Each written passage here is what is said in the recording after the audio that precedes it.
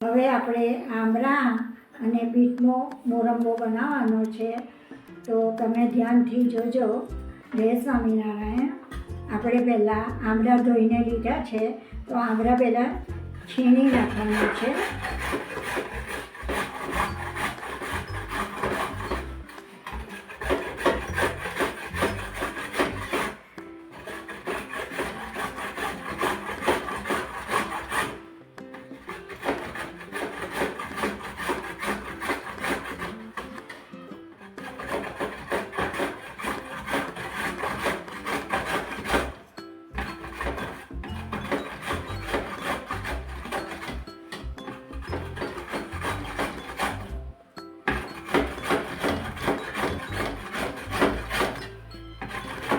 આવી રીતે આમળા છીણવાના છે. આવી રીતે આપણે બધા જ આમળા છીણી નાખીશું.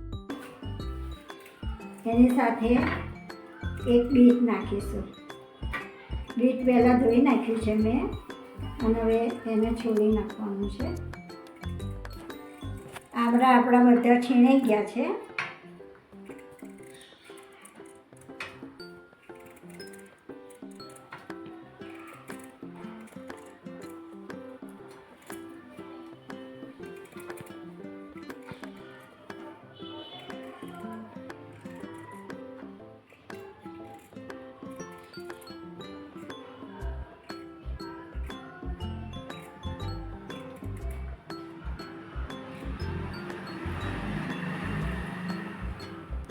હવે આપણે આમળાની સાથે બીટ છીણી નાખીશું.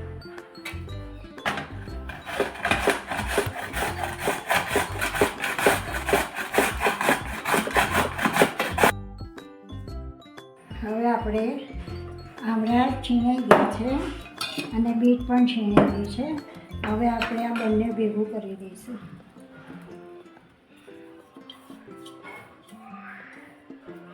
એની અંદર આપણે મીઠું નાખી દઈશું પ્રમાણસર.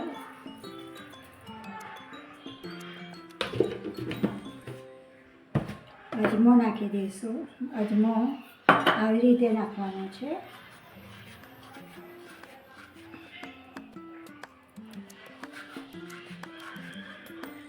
અજમો આટલો નાખી દઈશું. સંચર નાખી દઈશું. મરી પાવડર નાખીશું અને છેલ્લે ચાટ મસાલો નાખી દઈશું.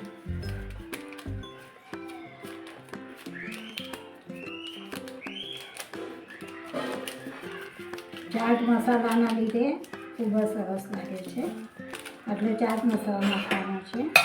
અને હવે આપણે બધું મિક્સ કરી દઈશું.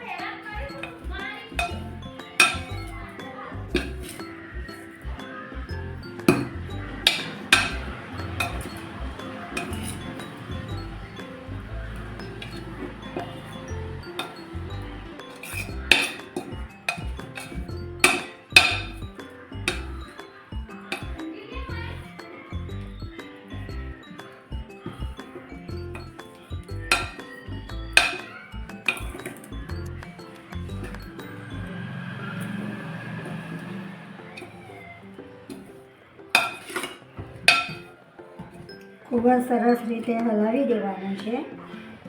અને પછી આપણે 2 દિવસ માટે ઢાંકી દઈશું.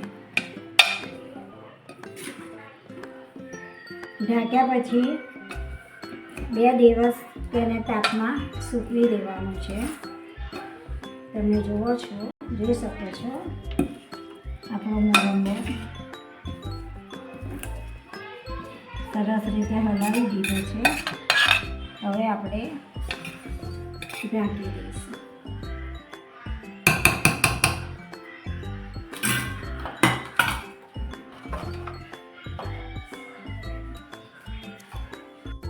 એ મોરંબો ઢાંક્યો હતો તે હવે તમે જોઈ શકો છો આપણો મોરંબો.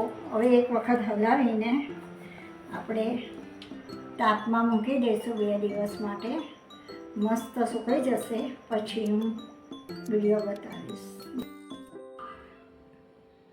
જય સ્વામિનારાયણ.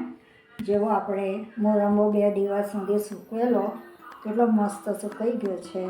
હવે ખાવાની ખૂબ જ મજા આવે છે. જમ્યા પછી રોજ થોડો થોડો ખાવાનો છે, બહુ મસ્ત લાગશે. તમે બીજો સૂકો મેવો બધું ભૂલી જશો અને આ જ ખાશો. જય સ્વામિનારાયણ.